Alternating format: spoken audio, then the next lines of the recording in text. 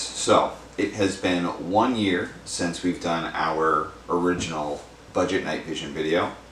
Some things have clearly changed with my current loadout that I figured were significant enough to update you all on, as well as kind of fill you in on just how I've been running my setup. So this will be a short video. There's going to be some shooting clips just kind of tossed in there. The helmet itself, same helmet from that last video. I'm going to link that video somewhere in here so you guys can go back and catch up on that. We've definitely upped our quality with some of the things here, but while still keeping in the budget realm. So I guess we will start with the star of the show being the night vision itself. What we have here are now a pair of PG-25 monoculars. So what the hell is that? What the hell is even that? For perspective, a pair of these comes in just under 17 ounces. So a standard PVS 14 I think is either 17 to 18 ounces just on its own. So that already is crazy. They're about half the size and weight of a typical PVS unit, and like the image quality is phenomenal. So I have been really liking the original one that I have. I've had that for a little over a year now. So much so that I decided to grab a second one, and now I can see with two eyes. Right now you can pick these up for about 1,600 bucks per unit, obviously. And what you get with that is a Gen 2 Plus green phos monocular with a dovetail mount. They are super duper tiny. Right now I have these on a Wilcox clone for a bridge mount, and I'm also using a Wilcox G24 clone as well.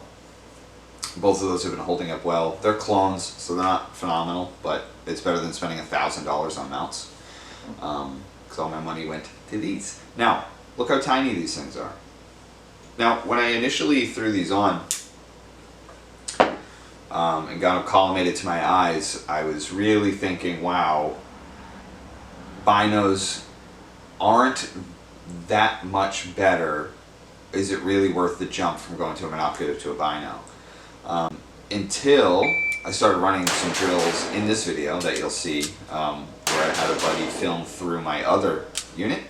So I was back down to a monocular, and my field of view immediately cut in half. I was just like, wow, okay, I get it. So the binos is definitely better. Is it the way? In 2026, I would say yeah. With how many budget units are coming out, dedicated binos at least, you can grab a pair for, you know, just over $4 or about $5 and be good and have a good set of like white phos tubes. Now, if you don't mind the green phos, which I personally like the green phos, a pair of these is going to cost you like 3,200 bucks. So $3,200 for a non-3D printed housing. This is a magnesium housing. Non-3D printed housing. CR123 batteries.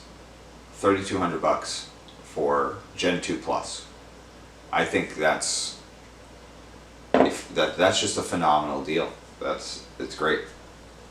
Now, the mount I have decided to go with was just because it's a dual dovetail bridge. It was just the first one I saw. It was all metal, went with it, and it's been holding up great. It gives you the hammerhead shark vibes when you have it stowed like this. It's up into the helmet. These articulate back, pretty close to the helmet. Obviously, they're much more spread out because they're not a dedicated bino housing.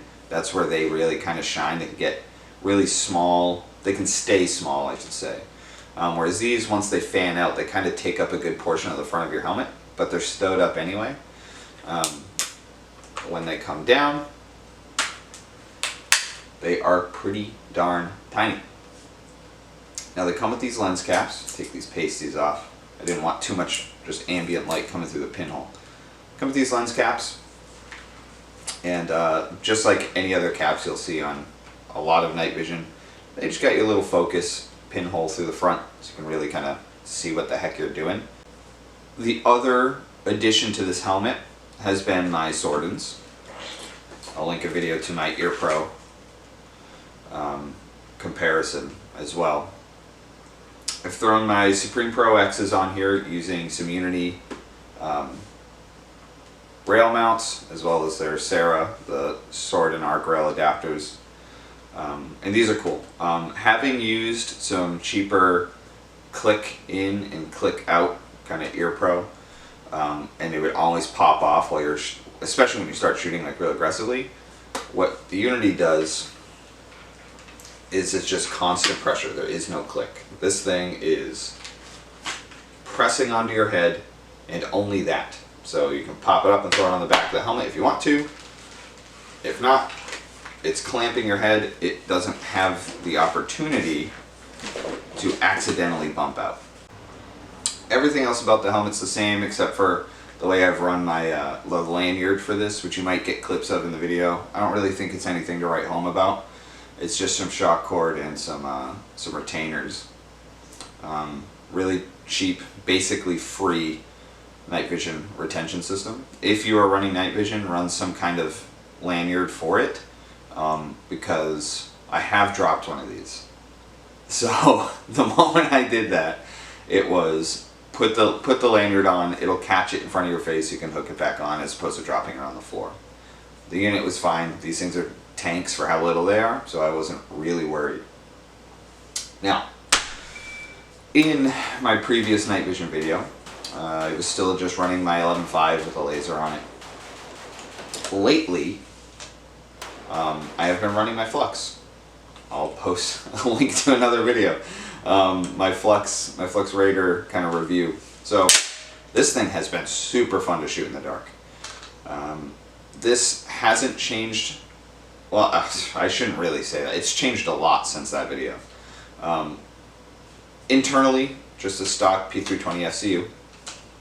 What we've got is a primary arms. This is the Cyclops G2. This thing has really good night vision settings. The reticle's a bit busy for me. I don't know, it's got a bunch of stuff going on. I prefer just a single dot, but the glass clarity is nice. I get a really good deal on them, so I threw it on the Flux. That's good, sits really high, like it. We also have the medium stock on here, pushes it out just a little bit further. I kind of wish I went with the large, now that like this is kind of my dedicated night vision gun, but that still works. It's not hitting the tubes. I will say this, with how tiny those are, shooting passively with a Flux, tiny little gun, it's perfect, because if I had a PVS-14, it'd be smacking this optic. That's why you see a lot of people running an optic up here on a Flux. I don't have to. Alright, moving on. We have a Surefire Mini Scout that I have thrown a vampire head on. So IR illuminator, white light if I need it. I can kill it, which is good. And then from my old night vision setup on the AR, I have recycled my Pursed 4 because this thing just refuses to die. This is a SOTAC clone that I've had for years now.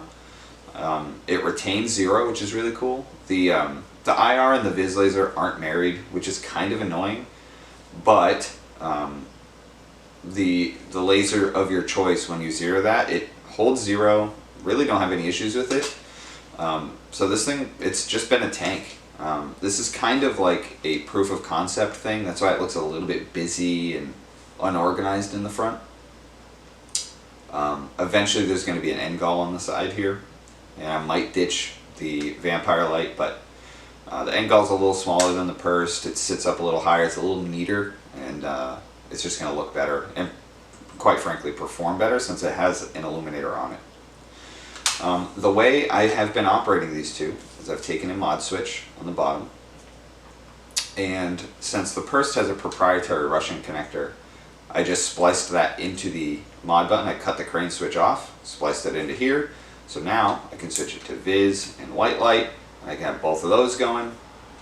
Flip it over to IR. The moment I press this, both are going. Or I can shut this off, just run the white light, so on and so forth. So That one button can kind of activate both of those at the same time, which has been really cool. And then I'm just running the same sling that I was in that video.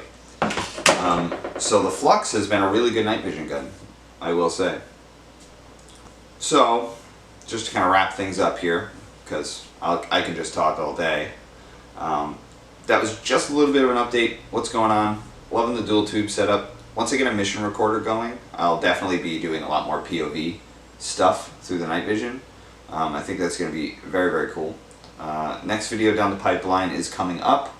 It's going to be a little bit more AR stuff, a little bit more AR oriented. It might be a bit of a one take, so that'll be fun.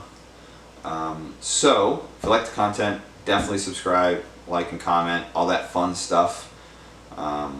We don't get paid for any of this, obviously, based off of the surroundings you're looking at. So it really helps a lot. So we will catch you in the next one. And make sure you check out the previous videos linked in here. The Ear Pro, the Flux, the PG-25 budget setup. And we'll catch you on the next one.